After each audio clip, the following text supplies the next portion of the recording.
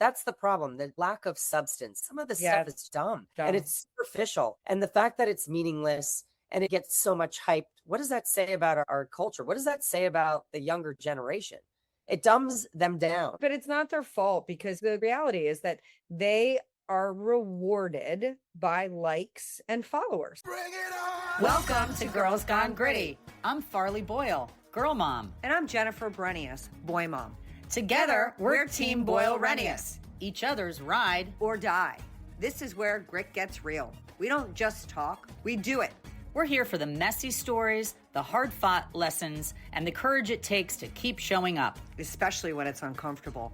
We bring gratitude and attitude to everything we do. We jump in head first, unafraid, and are all in all the time. We bring it on and get it on, diving into unscripted conversations on just about everything. We don't just talk grit, we live it. We put the it in grit. So let's get gritty. Hi, and welcome to Girls Gone Gritty. For those of you that are watching us, it might look a little different today. We are not sitting next to each other because I have a terrible summer cold, and Jen is going on vacation today. So the last thing I wanted to do is send her off with a cootie. And my husband was not having it. He heard us on the phone yesterday and he was like, wait a minute, is she sick? You are not going there and then sitting in the car next to me for 5 hours and getting me sick. It's really more about him being nervous than me. I don't get about the cooties, but it's all good. This is where we have to lean into technology and we have the opportunity to record in separate places. It's not ideal. We'd much rather be sitting next to each other, sharing each other's energy, but we can make this work. We're symbiotic regardless of where we are. So 1000%. And we're going to continue to be symbiotic even though we are not together for 10 days. I don't think I've been away from you for this long. I know, it's weird. I was just in Nantucket thinking I had allergies and returning with much more. So I'm hoping where you're headed, there will be no pollen or whatever else was lingering in AC. Yeah. And you were saying when you were traveling, and I've noticed this trend too, the masks are back as you travel. Yeah. They're They sure definitely are. becoming more of a occurrence and the frequency of it was like pre-COVID. It's very Asian. A lot of the Asian cultures wear them all the time and did prior to COVID, but now they're back and you can't tell if they're sick or immunocompromised or fearful, or maybe a combination of all three. There were a lot of masks on the flight back from Nantucket. I was like, well, who is sick, who is not sick, and what's going on here? But that lets you know there's cooties flying around. And everybody that I've talked to has been sneezing and had watery eyes and a tickle in their throat. And with me, it started off like that. I was seeing layers of yellow pollen everywhere, just assuming it was that. Then it went into my chest. So beware. Yeah. Well, hopefully you're not going to have to beware of our top 3 today. Let's go. Number 3, Caitlin Clark's motto should be, just did it again. Finally, she comes out with her own Nike shoe, which is long overdue, to be quite honest. Who else deserves a shoe that plays hoops that's female? And this is a very cool shoe. It's blue and comes with all kinds of bells and whistles that were accustomed to her as a player. Her launch date is October 1st. They're going to retail for $140 in North America and $135 internationally. And the Nike Caitlin 1 introduces new features that are tailored to Clark's playing style. The Nike Opticast upper, a new technology that uses nodes to reduce drag and enhance on-court efficiency. There's cushioning featuring foam in the midsole and an Air Zoom Turbo unit in the forefront for a responsive court feel. And design pillars. Nike built in the shoe around Clark's specific traits, which are speed, range, and unpredictability. And it will include Easter eggs, which are secret hidden messages like shoot more threes from anywhere. And it was never a long shot underfoot. And the signature branding is interlocking C logos on the upper tongue and repeats 2 C's on the outside and 2 nodes on the inside as a nod to her number 22. I hope these are accessible to kids because I feel like this is going to be a sellout category for every kid playing college and high school hoops. It's going to be accompanied by an 18-piece Caitlin signature collection, including jackets, graphic hoodies, and performance tees. Go, Caitlin. All right, not just sneakers, apparel too. Long overdue. Number 2, Hillbilly Elegy to political strategist to faith promoter. What else will he do? JD Vance can do it all. If you didn't see Hillbilly Elegy It is his backstory, and it's incredible to see where he has come from to where he is today. He is a spectacular human, and he came out with a spiritual memoir and is on a press junket right now. It's called Communion, Finding My Way Back to Faith. And to tell you the truth, that's something we could all use a little bit more of. I am all for him going on the road and trying to make everybody a little more spiritual and to bring God, faith, or however you want to spin it, back into the forefront, into daily conversation. He's been on every major morning show and television show recently regarding this book. And they're not only asking him about the book, but they're asking about politics. And we're talking about him being the next presidential candidate. It's definitely strategic, his way of doing this. I'm curious about the book and his road to Catholicism. So I'm going to pick up this book because he's definitely pivoted in a lot of ways politically that have bode him well. We can all use a little more faith. So if that's his message, bring it on. Number 1, that just happened. Musk hits trillionaire status. I don't know about the rest of us billionaires, millionaires, and the peasants too. The billionaires are in power, but now that we have a trillionaire, in fact, he's the first trillionaire. His net worth is 1.2 trillion, and SpaceX came out with a NASDAQ evaluation of $2 trillion. And his stake in that is 866 billion. Wow. This guy could rule the world. And that's the scary thing because money is power and he has a lot of it. Yeah, he does. And the next exploration when it comes to getting off planet Earth is the next frontier. It's what they in the 1600s when people were putting together ships and crossing the Atlantic or the Pacific or major trade routes. You were risking a lot for a big reward. And he's been risking a lot for a long time. And he's ahead of Amazon and Bezos by a lot in these reusable rockets. And it's going to be really interesting to see what happens for our kids. Next 20 years, if this trajectory of technology alongside AI continues, it's going to be an incredible Jetson-like world for sure. He does a lot of fantastic things. So if you're going to be somebody in power instead of Bill Gates or Bezos, the fact that he pulled out of the AI component that he was a part of because it was going against the grain of what he believed in. He has a belief system and a moral compass that he's trying to follow, and he's definitely trying to do the better thing for mankind. You just hope that continues. The issue is that when you have somebody who has global dominance and they can utilize assets and resources to a point where we don't have a vote, we have to make sure that there are some checks and balances. And we don't have that right now. We don't have that when it comes to Musk. We don't have that when it comes to AI. And I hope and pray that he continues to have a pulse on caring about society and the human race. And we're not in a race just to get there. You read his book, right? I did. And what did you ultimately think? What was your takeaway? He's a visionary. I think he's got the ideology to take the human species to the next level. I just want to make sure that we're doing it in a way that makes sense, because sometimes when you've got your sights set on achieving things, the things that get eroded can be just that. And in his AI race, they are taking data and information that has taken thousands of years to cull and accumulate for minimal cost. And they're able to churn all of this AI, and it's not shared wealth. There are 5 people, including Musk, that are benefiting from it. They're taking tremendous resources, and the race of it is the problem. We're in a race with China, just like we were in the arms race with Russia. When we continue to be in a race, we forget about what we're doing on a day-to-day. So I just want people to have caution. What was the name of the AI company that he started up and then he stepped away from because ethically? OpenAI with Sam Altman. Yeah. And they were just in a huge lawsuit and he did not win. They made it too personal. And at the end of the day, when you have people that have that much power, it's hard for the lines not to get blurred if there's nobody holding them accountable. And there's nobody that can hold any of these people accountable. Governments can't even hold these AI companies or Elon Musk accountable because he's too rich, too powerful, and too big. And that's really the truth. So I think this next decade is going to be incredible. It's going to be something that I don't think we're going to be able to do too much about as individuals. It's going to be important to have a conversation. We talked about it when I was in Qatar, and having a sovereign wealth fund, sharing resources and giving back to the people is what the Qatari government does with their oil. They're talking about we now need to consider that when it comes to AI and data, because the amount of resources they use should be shared amongst the people in a way that normalizes and gives people back things that they need. It's a nice philosophy. I just wonder if it's really as nice as it sounds. Well, but let's think about it this way. I got here first and I'm a big oil company. And there's an example of this in Norway. And what Norway and Britain did were two different things. They had a shared oil field that was found up in the northern Atlantic. And the English sold it to BP for drilling rights and they get paid royalties, but BP is the company who does it. And Norway did a sovereign wealth fund where they pay back their people. Everybody gets a little bit of the profit.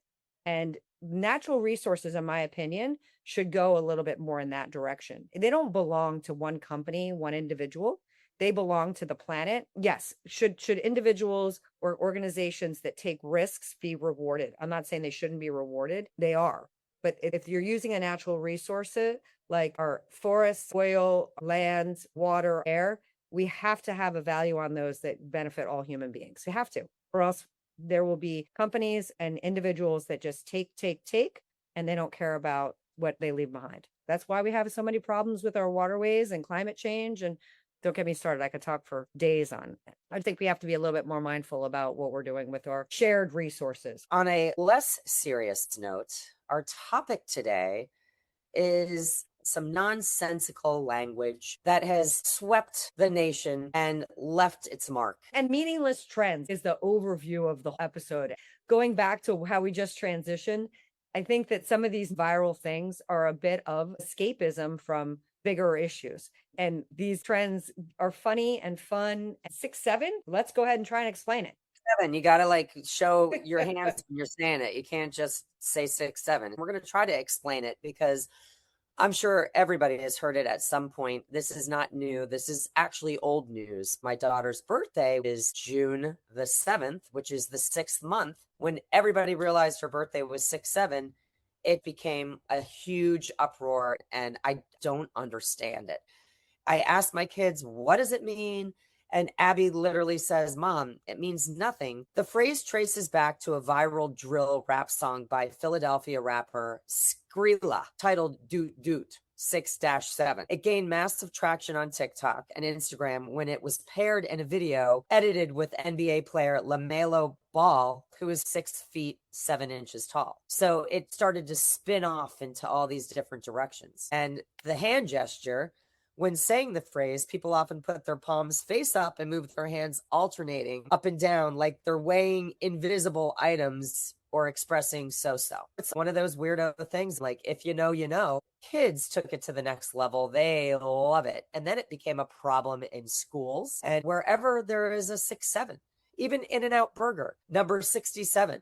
They had to take it off the menu because when people were going through the drive-thru, it all became about 6'7", 6'7", which is distracting and annoying. What gave that traction? Why did that get legs? Because it's stupid. Because it's escapism. It goes back to our episodes on slang. Unless you get it, you don't get it. And if you get it, you got it, and you're good. They said because of its massive, absurd reach, it became a standout cultural slang term of the year. It's at the top of the charts. You can explore deeper discussions on why kids use it on Reddit's teacher discussions and dictionary.com, but I'm still walking away scratching my head thinking, what the hell made that hit? It's almost like what goes viral on TikTok. You could put a video out there that you don't think is anything special, but if it is relatable on some level to the masses and they decide to tip it, it blows up. It's crazy. Yeah. And that's why it's called viral, because viruses, they do what they do, and there's not always a rhyme or reason to it. And the kids, they're looking to anchor onto something. So if it's as silly as 6'7", and I don't have to be in a certain universe to understand that, it crosses all barriers, socioeconomics, male, female, every what have you. And that commonality and that belonging is what these kinds of trends represent. And if you get it and you're in on the joke, then you're in on the joke. But as quickly as they get excited about it, it also dies too. When I was asking my brother and my sister-in-law, who are both in education, and then I chatted with some of my high school and middle school age nieces and nephews, they're like, oh, 6'7" is so done. That's brain rot. So then I had to look up brain rot. And it's just a broad term for all the stupidity. So they know they're stupid and they recognize that. And Elon Musk did say that that's the worst thing that's happened for humanity is short form video content. He knows, as the richest, smartest man who's taking us off the planet, that short form video content is the bane of the existence of everything. And it's the worst thing that was ever invented. The fact that you have that person say that, who owns X and owns everything, is so poignant that I don't think it can be touted enough. We have done 2 slang episodes in the past, and this is our 3rd round. And every time I'm shocked that there's more words that are being used, like chud. Have you heard of chud? Yes. What does it mean? Because you're like just a big slob. A lazy lard. Yeah. You're lazy. You're just a chud. Okay, chud. Who came up with that? Low key. It's a way of saying you believe in something or you like something, sort of. It's just what? FR, for real. Instead of just saying for real, FR. BDE. This was shocking. I was like, BDE, what is that? Big dick energy. Mm-hmm. It's confidence. And that's what they say. And I'm thinking, whoa, these kids already know that guys that have like a BD are confident, and they're using that to describe women and girls. There's nothing off the table anymore. When we were that age, you didn't say these things, and you didn't talk about people's private parts. Like dick is not a bad word. No. The F word, which I hate saying, has become commonplace. But the one that I think should drive you the most crazy is stupidity is still a thing. Everybody thought that was going to go away. I know. And Delulu is still in the mix, but my girls, I like Delulu. When I was reading the list, they were like, no, that's so old, Mom. That is so last year. ASMR. I was like, what is ASMR? Abby said it's a satisfying sound from the sensory standpoint. So when you watch these videos where they're doing things that make a sound or it's satisfying visually, that's ASMR. So many people create these weird videos where they were making something sticky and you could hear it stick to the surface, or peeling it off, or whatever might be satisfying to the sensory person. Strange. Cuffed. Now, instead of having an anchor or a ball and chain, you're cuffed. Yeah. That means you're in a relationship, and it's not a negative. It's not meant to be derogatory. I could say, hey, we're cuffed, or she's cuffed. And that just means that you guys are together. Well, Weird. it's all in the interpretation. The only one that was negative is ball and chain. But anchor was always like, you want your anchor, you want something to hold you in place when the seas and the storms get rough. And some people be like, oh, that's weighing you down. I'm like, well, then you're not in the right place with the right person if you're having the anchor weigh you down. But the ball and chain, that means you're trapped and you're in jail. I don't like that. Exactly. Mogging. Have you heard of mogging? No, I have not heard of mogging. I'm mogging right now. Tell me what you think it is, if you can see me. Are you modeling? Mogging is trying to look good. You're mogging. It could be like try hard. She's trying too hard. She's mogging. Or it could be like stop trying to mog. Oh my God. Fit checks. We've covered this before, but it's still a big thing because now people do fit check videos, and it's their outfits, and they break it down and show you everything that they bought. And then they put together their fits, and they do fit checks just like people do a day in the life or get ready with me. It's all about your fit.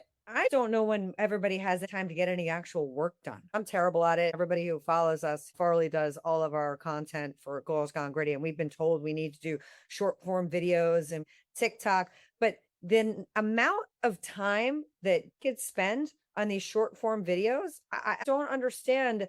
Are these things a healthy trend? Is it good for brain development on a broader social scale? And now the UK, another country that took away social media for kids under the age of 16. For whatever reason, this generation has grabbed onto the OOTD. That is outfit of the day. Yeah, you feel like you belong. Outfit of the night. When you and I were growing up, we just showed up wearing what we were wearing. Correct. You know, we weren't getting ready and doing a get ready with me and then exploiting our OOTN or OOTD. It's absolutely crazy. Glazing. What do you think glazing is? Getting my hair done and making it look hot. Glazing is overhyped. She's glazed. You're too much.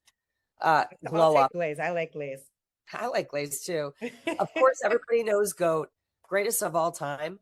I used to see the goat emoji on all these texts, and I thought, what is this goat about? And I think that the goat originated with Tom Brady. I'm not sure, but now everybody has grabbed onto the goat, and everybody's a goat, and it's here to stay too. I think the Tom Brady phenomenon would go back to the advent of social media. He was at that time the Arnold Palmers in the golf world. I think it's been used a lot, but he was the one that was able to anchor it and leverage it because of timing and social media and his 7 Super Bowl rings. You can't diminish that. I'm obsessed with LFG. I love it. I think Let's Fucking Go is the greatest thing ever. And I type it all the time and I put a flame next to it because it fires me up. And I think that's here to stay. And I think that might have been his too. He should have freaking endorsed or copyrighted it and made it his trademark because it's badass. What do you think shade is? Shade? Got to get away from my friends and be by myself for a little bit. No, hate. Oh. He gives me shade. He gives me shade. That's hate. I like what you say. We take words so literally. And a lot of times these words you can't take literally. It's the exact opposite. No, I think that the kids are using it like, you're taking my son, so you don't like me. Okay. You know? Shade. And the connotations are so strong. It's either love or hate, right? There's no wishy-washy in any of these terms. They're letting you know, they're just talking about you behind your back. I don't love this one, but I can see why people do it. KMS. KMS. Kiss me, sister. Kill myself. Oh, I don't like that one. Kiss me, know. sister. We're going to rebrand that. Kiss me. Kiss me, sister is much better. Okay, that's cap. You're a cap. The top. I'm the top. Liar. You're a liar. Oh. Yeah. I would think that means that somebody's going to put a bullet in my ass or I'm going to cap you. I would think maybe that is because you're a liar. Well, that's a liar. Ohio. That's the state where Abby goes to school. It is brain rot. The term for rotting. Like what? Why is that? It's because people decided it and so on and so on. It's getting to a point where do kids care about the relationships? What if you told your daughters they couldn't have their phone for a month? What would people do? Seriously, with all of this stuff and how much this has elevated the conversation around so many things that would never have been a thing. It comes from texting. Sometimes it's the short form of kill myself, KMS. Yeah. Right. And then it tips. Yeah. So a lot of it is to text faster.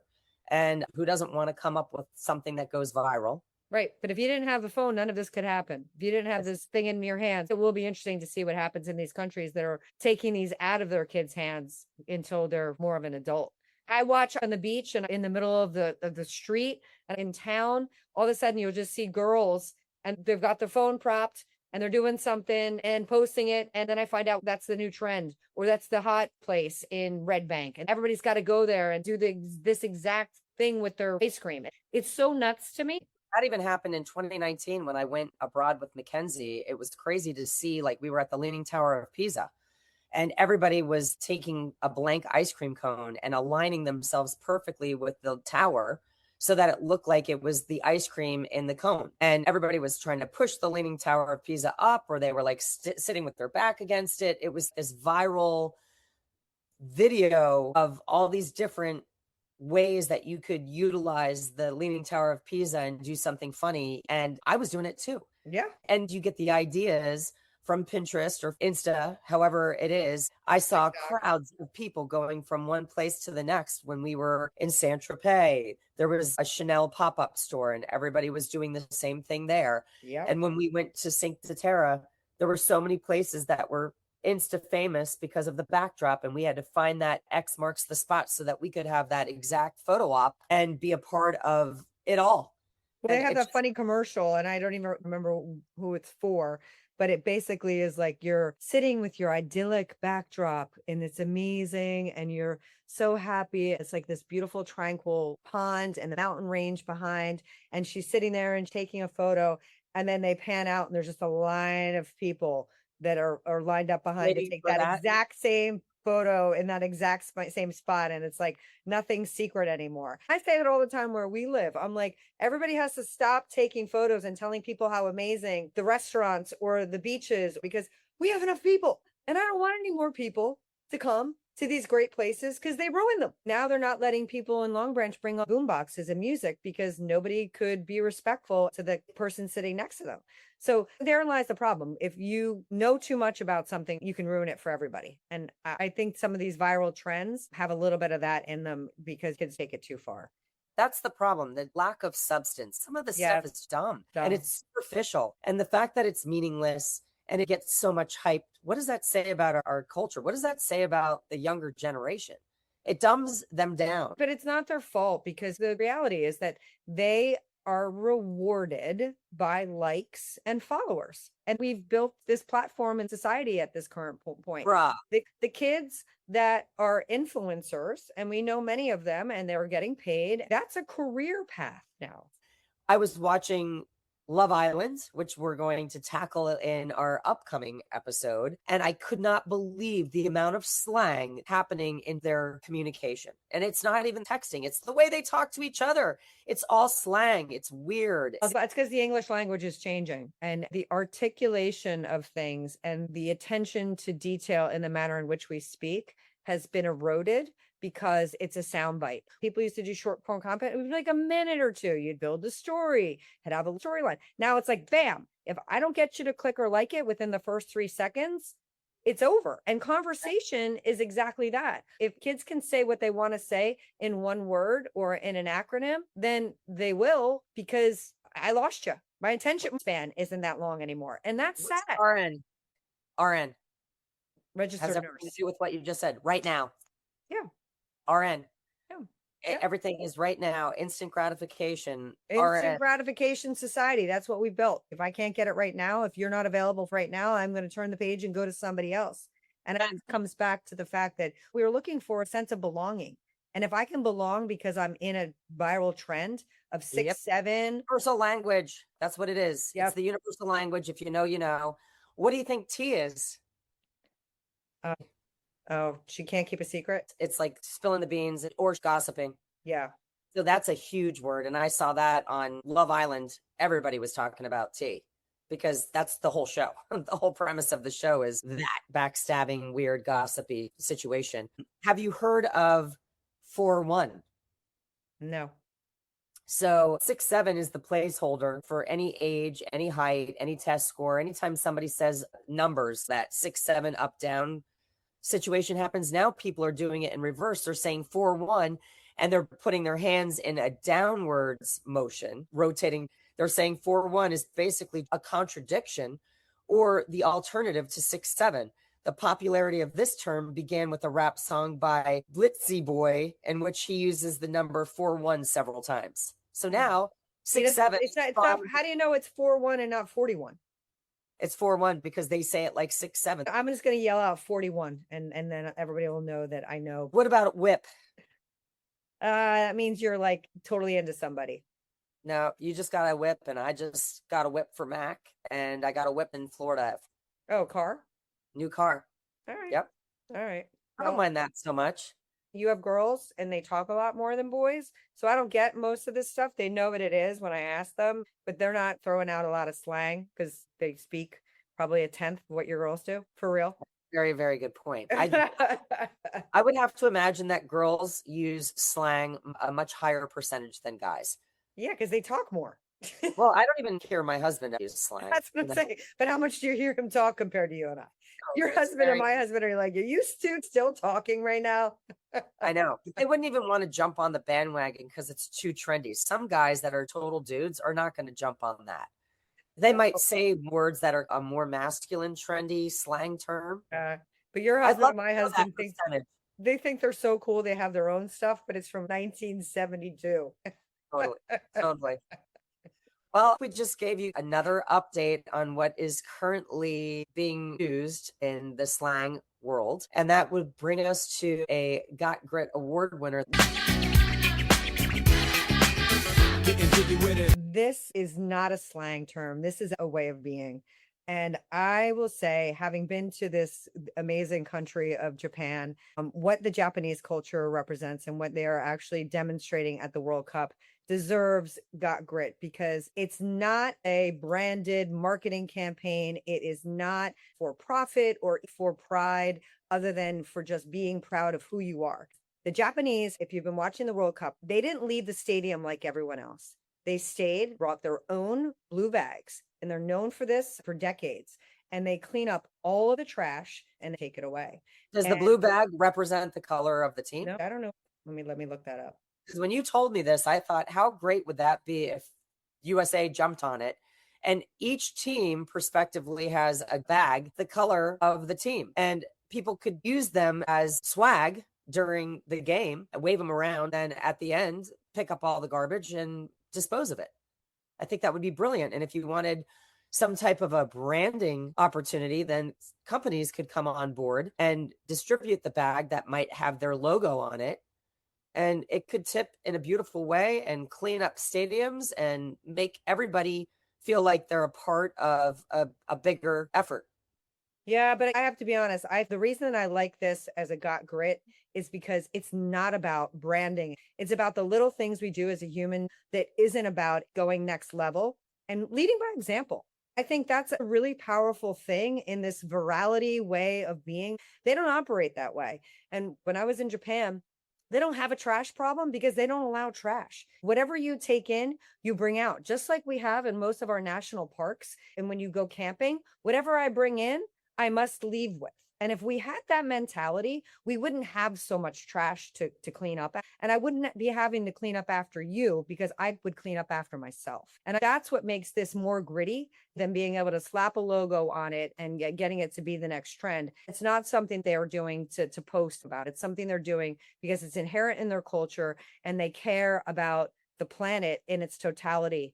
And they say that the Japanese locker rooms for the World Cup across the years has always been the neatest. They clean up after themselves. It's an amazing way of being. It's ingrained in them. They are born into that. Unfortunately for the US, I feel like there has to be some type of an incentive. And the incentive would be for companies to supply the bags so that they are there. I'm not going to rely on a USA person's initiative to show up with a bag because it's not part of our culture, unfortunately. Maybe then people would recognize, hey, this is a great idea. And I feel like I'm participating. I like when we go to see here now on music festivals, and you can be one of the people that goes and signs up to get a garbage bag.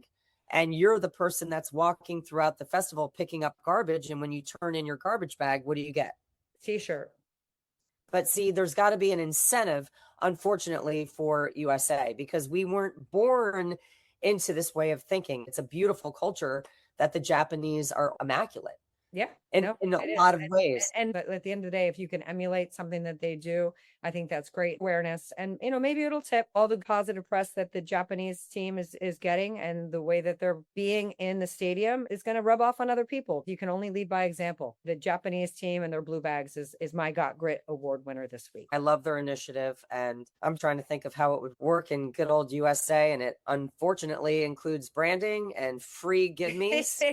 And lots of short form content of me picking up my trash and showing you how amazing I am. Yes, and having some type of incentivized program. Well, I am going to read a lyric for a song. It's appealing to the masses, all ages. It's got this beat.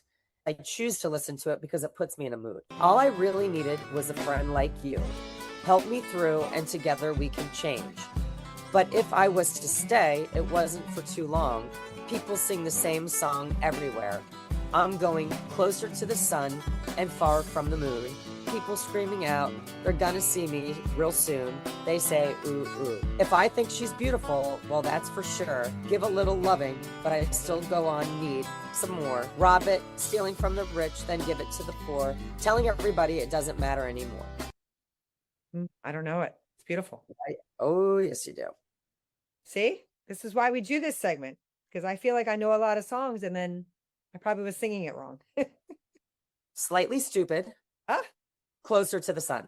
Oh, I love that song. But you don't realize it because you're into the vibe of the music, and it's kind of like a party song. It just makes you happy. You want to be outside. Yeah. And I didn't recognize what the lyrics were saying, and they're pretty powerful. They're amazing. And they're such a fun summer band. I love catching them at the Stone Pony. Well, we hope this episode has educated you to use some words with conviction so that you feel relevant with your kids, or you call them out because the words sound stupid. And next Thursday, we break down what reality love TV is all about. I can't wait for that. All right. Then. Peace. Thank you for tuning in to another episode of Girls Gone Gritty. Visit us on Instagram, Facebook, and now TikTok. If this episode hits home, share it with someone who needs to get gritty. Own it and put the it in grit. See you next episode.